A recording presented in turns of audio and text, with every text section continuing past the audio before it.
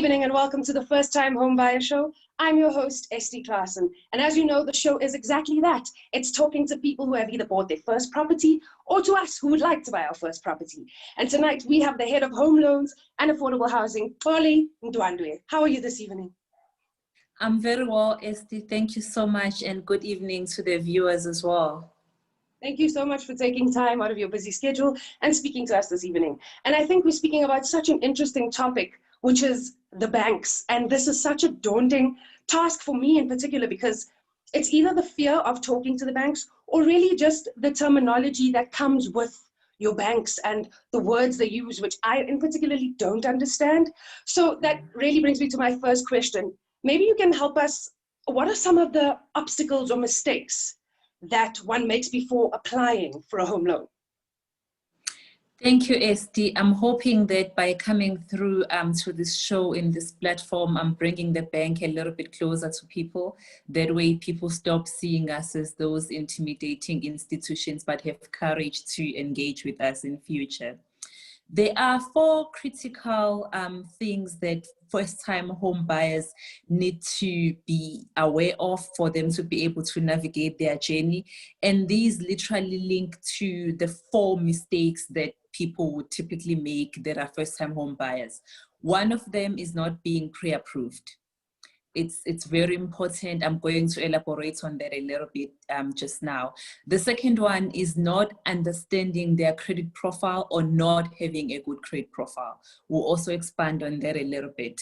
The third one is the issue around all the upfront costs that are involved in the property buying journey.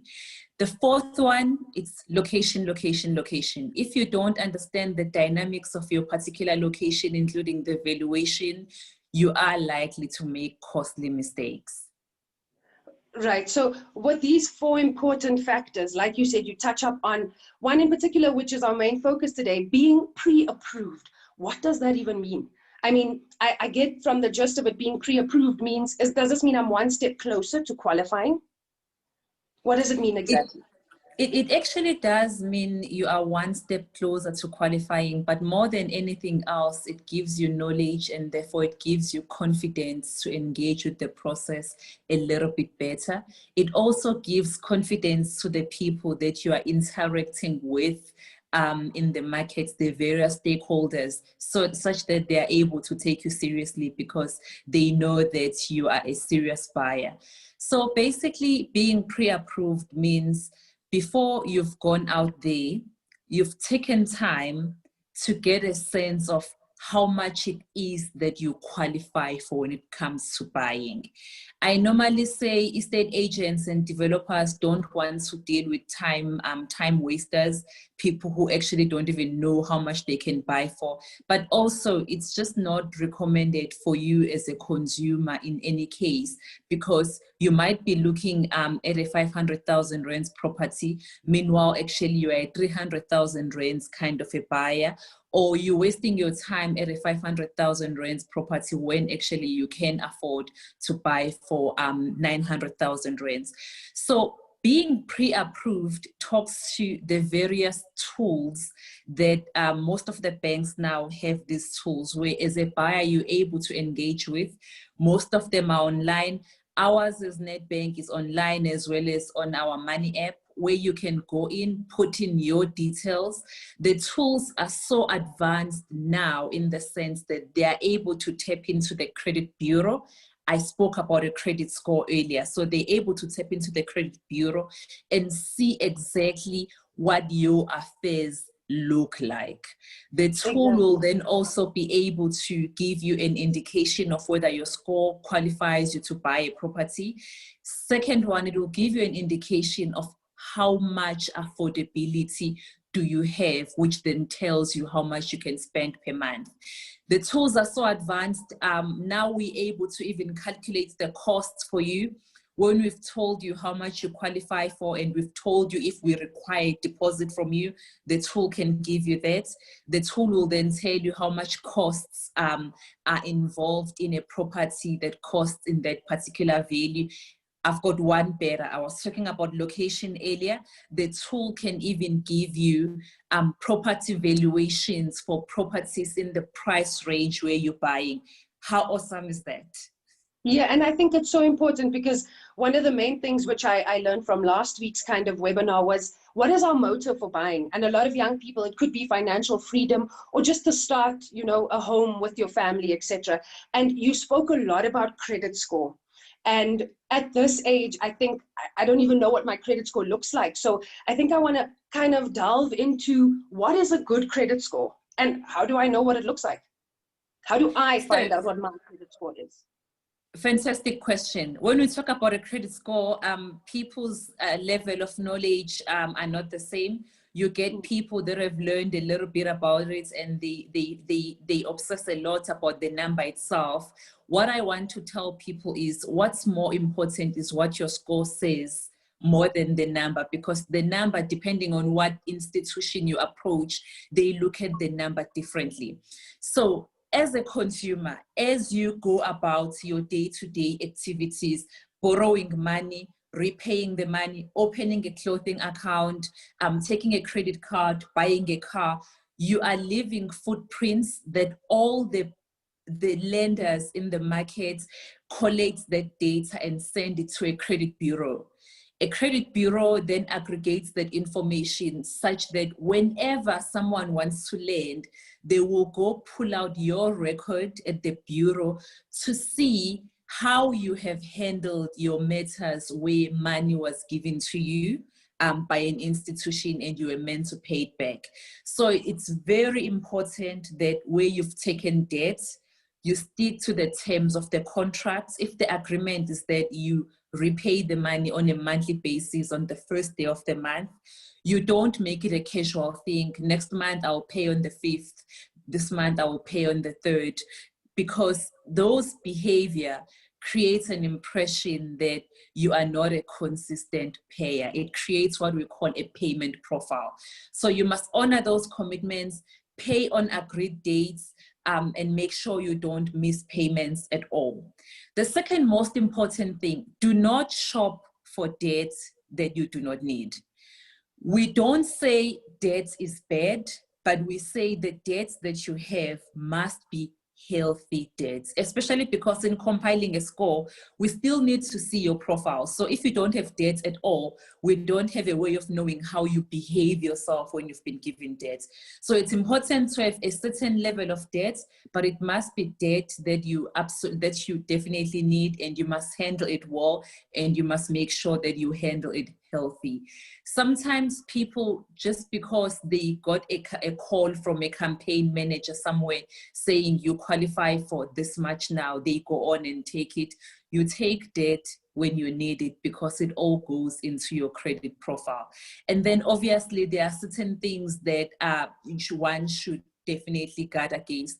Things like judgments, and those institutions tend to not like those at all. These things all go towards what your credit score is.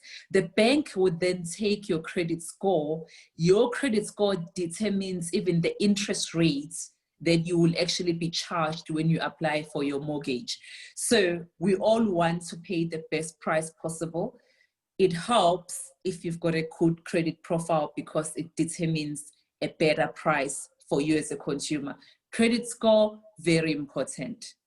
And I think what a lot of us as young people are scared of, and it's like you said, healthy debt. Those two are just such a huge contrast, because debt most of the time is not necessarily healthy. And I think that's what we struggle with. And it's so important. And I like what you said about taking debt that you need, you know, that not just for the fun of it. Because a lot of us, what we want to do is we want to qualify for home loans or to buy a car, etc. So what we do is we go take out little credits everywhere, or open accounts just to have a credit or some type of credit record. So it's really about watching and navigating, you know, through the right means. Is it necessary to have this certain credit? And I think, so my follow-up question was really about, do I need to obviously have credit for a certain amount of time before I can apply for a home loan? Generally, the tools that institutions use around credit scoring would look at your past behavior And one institution would differ from the other, of course. However, the tendency is to go back as far as the last 24 months. So we often get people that now that they're ready to apply for a home loan, it's a big decision, it's quite important. Then they go on and fix their profiles and say, look, I'm clean, I've got no missed payments, I've got no accounts that are in arrears. It does not help, because the credit scores tend to look into the history and say, how have you behaved? And institutions do pick it up when you've just cleaned up your profile now, because you're actually now wanting to engage in this journey. So don't do that. You need to display that it is inherent in your behavior to conduct your financial affairs in order. So think about it as whenever you engage, you're leaving a footprint, and that footprint is going to be with you into the future. 24 months from now, people will still be referring at how you handled yourself when you borrowed XYZ money from institution ABC. Exactly. And that's so important, because I think what a lot of people do is they quickly take out credit to quickly apply for certain things, which is not necessarily the correct way to go about it. So thank you so much. Before, we're just going to quickly go to an ad break, and then we'll come back and we'll ask some more questions. To our watchers, please leave comments below. Maybe tell us about the first time you bought property, or the first time you actually spoke to someone at the bank, because as we know, it's extremely daunting. So sit back as we go to our ad break. Thank you.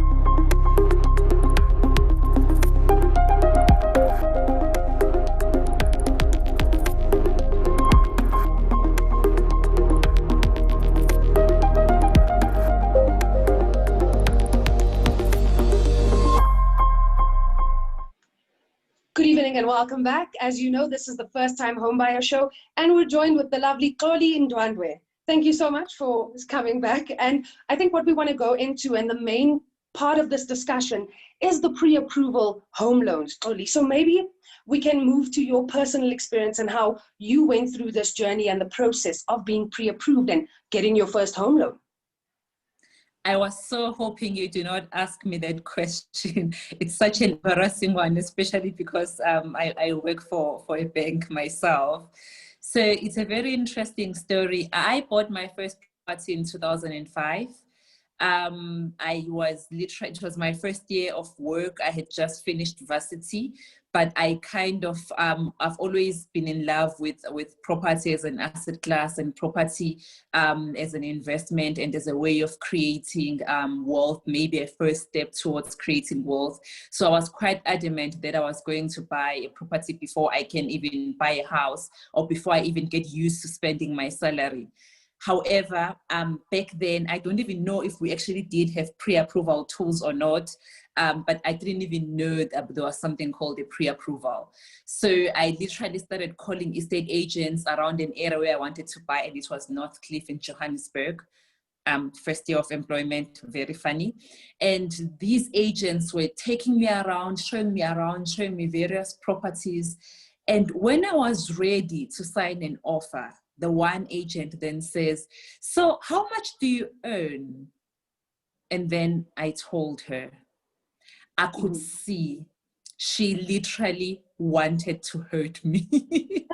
And that was purely because I had taken so much of her time. Because we as buyers, we view this not as a financial transaction. We view this from the lens of, this is a house I like. These are my needs. I want 2 bedrooms. I want a single garage. I want, without actually thinking realistically what is feasible and possible within my means. So when I told her, she then said, "My darling, the amount you've been looking for, we need to take it down by an additional 200,000 rands." So obviously expectations had been set on my side, And I've wasted my time, I've wasted the agent's time. That's why I really do encourage potential buyers to get an idea of how much it is that you can afford and how much it is that you qualify for, and use these tools because they are readily available in all the major banks' websites, because it really does tell you what you must shop for and what's actually realistic. So that was quite embarrassing. I then opted to take a joint bond actually because I was already set on what I wanted in a property, but it wasn't feasible within my means. Therefore, I found someone that I could buy with and I took a joint bond. It turned out we were going to buy many, many other properties together in future. That's amazing. That's amazing. Because I think what I did a few days ago was actually try and figure out the pre-approval process myself. So I applied online and I did everything. Like you said, it's really a quick process. And I think it's so important for us to know as young people that, yes, you can look for property, but I think there are certain steps one needs to follow before just looking for property, because it's important to know what you actually qualify for. What you actually qualify for, but most importantly, when I spoke about those 4 key things that the first-time buyers need to navigate through, the costs that come with the purchase must be part of the pre-approval as well, which is why I was saying our tool, for example, is able to give you an indication of how much costs are associated with the amount that you're buying for, because buyers are still liable to pay transfer costs to get the property transferred from the name of whoever is the current owner to the buyer. If you are taking a home loan to fulfill this transaction, you also have to pay bond registration costs, which you also pay to the bond attorneys. But then there's also initiation fees that get involved. So be clear on what the different costs are.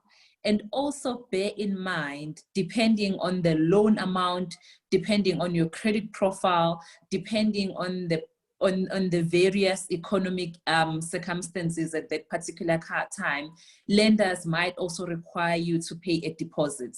So always treat a deposit as one of the upfront costs that you might have to pay for. So get a pre-approval. In the pre-approval, make sure you can see what the various costs are, because then it gives you a holistic picture of where you stand. Exactly, and these were some of the hidden costs we spoke about last week, all these transfer fees, things that we had no idea existed, or we saw them, but we didn't necessarily understand, you know, the main concept around these things. And this brings me to my next point, and we spoke about the credit score we need to have, and certain other, maybe not necessarily loans or credit things that you need to take out on, but I did some research, and this could be a lie, so maybe correct me if I'm wrong. Does one need to have life insurance in order to purchase a property or to even actually apply for a loan? So if I answer that question, there are 2 possible ways to answer it. There's the legally and there's the realistically.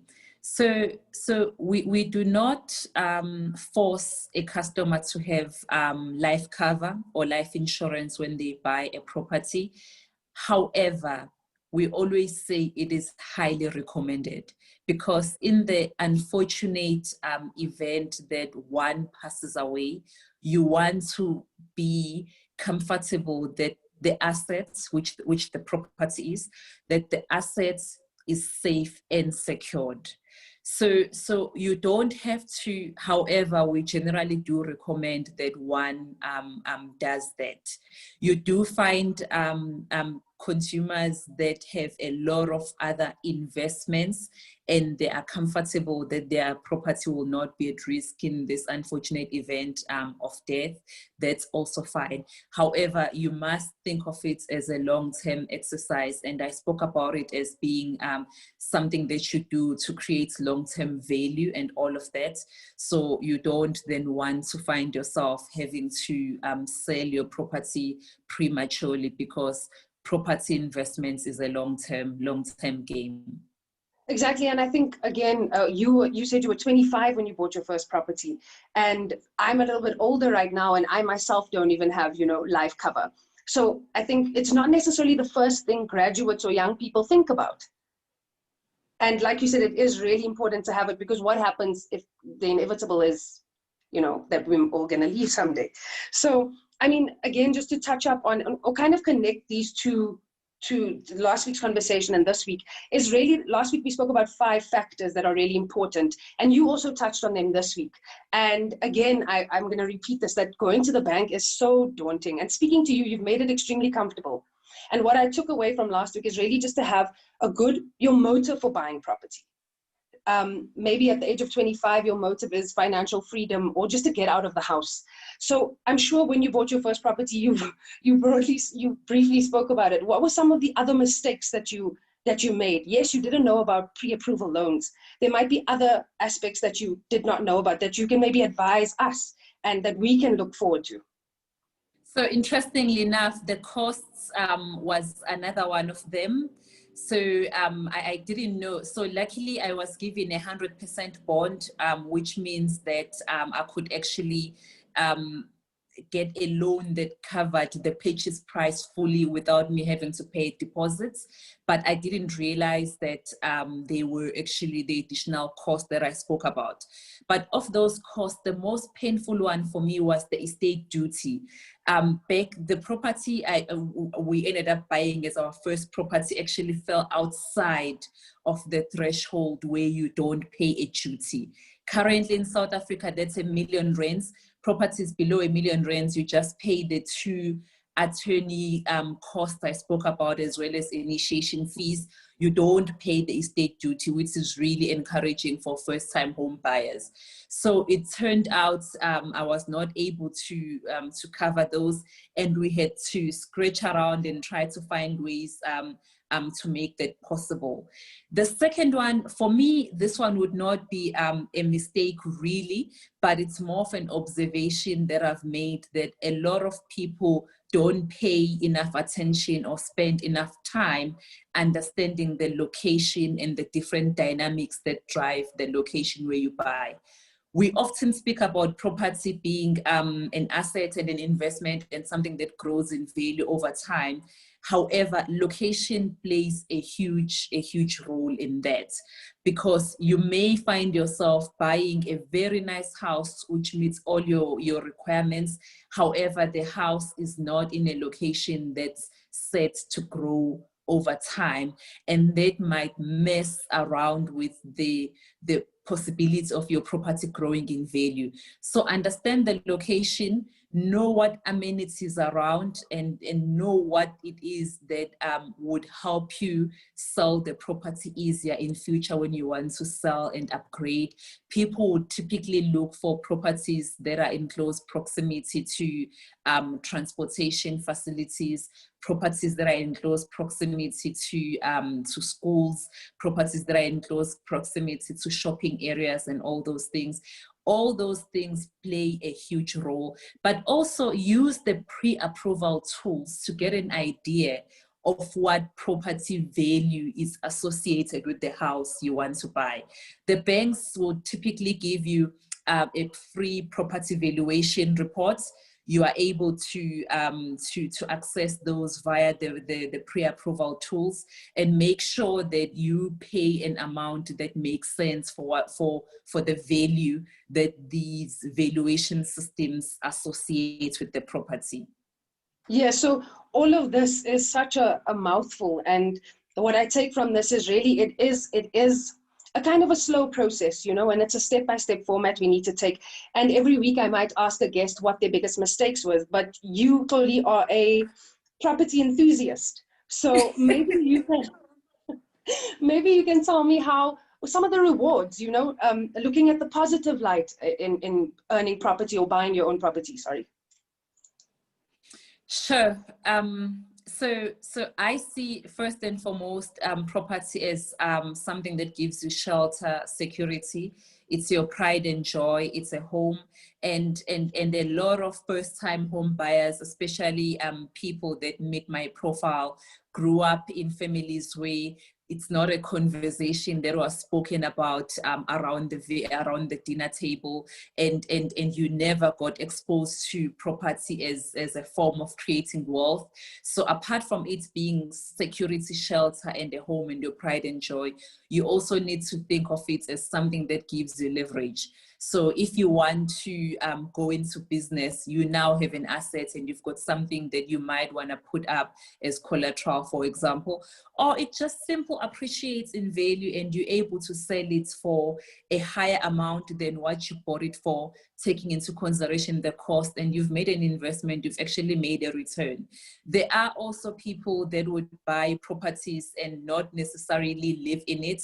They buy it to rent it out because they're still quite comfortable to stay at home with their parents because they can. However, financially, they're in a position to take advantage of the market, take advantage of the low interest rates that we currently seeing now, and they've decided to buy that house and rent it out and generate additional income.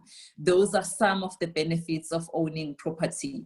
And obviously, I'm an enthusiast and I'm a banker. Yeah, I don't want to sell it too much. Exactly. So I think just before we close off, I really want to say thank you again for advising us. And maybe if we can do a quick recap. I think the most important thing were the 4 steps that you mentioned in the beginning. If we can do a recap on that just for our listeners and our viewers. Make sure you've been pre-approved, because if you've been pre-approved, you are a lot more confident buyer. You're not wasting time, but then also you know exactly what it is that you can afford. The pre-approval should ideally paint a picture for you of what your credit profile looks like. Let's say you are not able to access a pre-approval tool for whatever reason. You are still in a position to go to any credit bureau and request your credit profile. You get a free one in South Africa once a year. Approach the major credit bureaus, being your TransUnion, your XDS, CompuScan, Experian, and get your credit reports. It gives you a good picture of what your affairs look like. And then importantly, understand the upfront costs that are associated with buying a property. And when you understand the costs, you are able to realistically draw a budget that says, I earn this much, I spend this much. Realistically, I'm left with this much for me to spend on a property, taking into account rates and taxes and maintenance costs, of course, for the property itself. And then fourth, also very important, it's around the location of your property and therefore the valuation that's associated with the house within the context of the particular area where you are buying. And really, the pre-approval tools should be able to give you that information in any case, and it makes you a well-empowered home buyer. Yeah, and thank you so much, because I think today what you did was give us so much more information, not only regarding the banks, but also just in general about buying our first property. So thank you so much for that. So guys, please don't forget to comment below, maybe share your first experiences. And Claudie, how can people get in touch with you if they want to find out more about pre-approval home loans? So you can send me an email. Our email address is homefinance, one word, at nedbank.co.za, homefinance@nedbank.co.za. But then also, if they go to our property website, nedbank/home loan, they'll find a pre-approval tab right there. And I'm available in most social media platforms. I'll be able to direct them towards the right direction. It's Xoli Ndwandwe. Yeah, thank you so much, because like you said, what happens, I think, with a lot of young people is that, I'm going to repeat this, is that the bank thing is so scary. And because technology has become, it's at our fingertips, and it was so easy to do the whole pre-approval thing online. So like you said, everything is online. If they can't personally get in contact with you, thank you again so much for shedding some more light on not only the banks tonight, but also home loan, affordable housing, as well as how I can buy my first property. And the most important thing is we need to watch our credit footprint. That's what I took away from this evening. You know, just our credit footprint and what we buy, where we buy it, and where we actually take out our credit. So thank you so much for joining us. It's been an absolute pleasure. Thank you to those who are watching. As you know, this is the First Time Home Buyer Show. Thank you, Tloli Ndwandwe. I am SD Klassen. Thank you.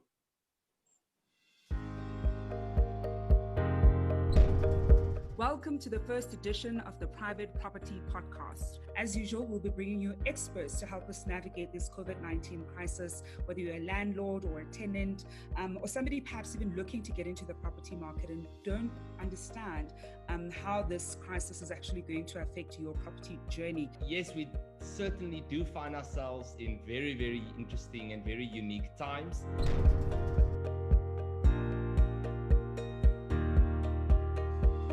So what I found in my experience that in terms of buying repossessed property, I've had a lot of my wins because of easy sales. So you want to have good credit on your credit profile. You definitely don't want to have no credit profile on your credit profile. This is what we determine as a thin credit file. Accrued value during the course of the marriage will have to share with the other spouse, depending on what their contract says, the assets they gain during the course of the marriage. So that's basically what it means. We are profiling young people in property. You all know how excited I am to talk about property, but I even get more excited when I talk to my peers. Millennials and young professionals are money conscious. We understand that money doesn't grow on trees, and so we're trying to find ways to accommodate ourselves. Who are the parties in the buying and selling process, right? So you have the buyer, you have the seller, you have the bank, and you have an estate agent. Good evening and welcome to episode 66 of the Private Property Podcast. Probably top of the list when you're sourcing a new tenant is that word of a credit check. Very, very, very important. That's your starting point. You want to create a savings buffer for you to be able to look at investments that are longer term. You know, those contracts, those offer to purchase have been drafted by legion of lawyers, and I can make fun of lawyers because my wife is a lawyer, okay? So. Welcome to episode 80 of the Private Property Podcast. Out of everything we've discussed tonight, I think your managing agent is critical because they're the custodian of the relationship. They're the ones that are managing the affair. We are there to analyze a market and to look at the behavior of buyers and sellers in the market. Be able to market yourself, because in essence, real estate and as an agent, it is you that we first buy before we buy the company that you're with.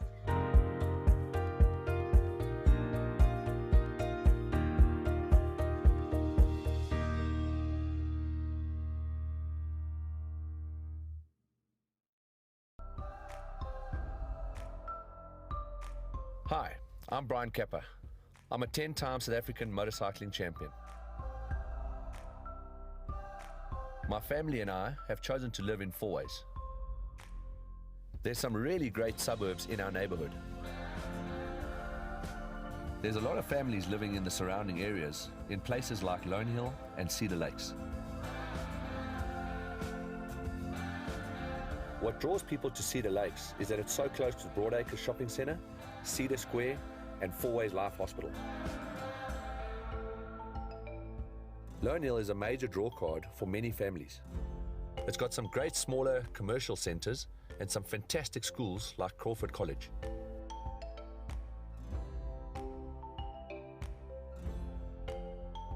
From an entertainment point of view, Monte Casino really comes alive at night.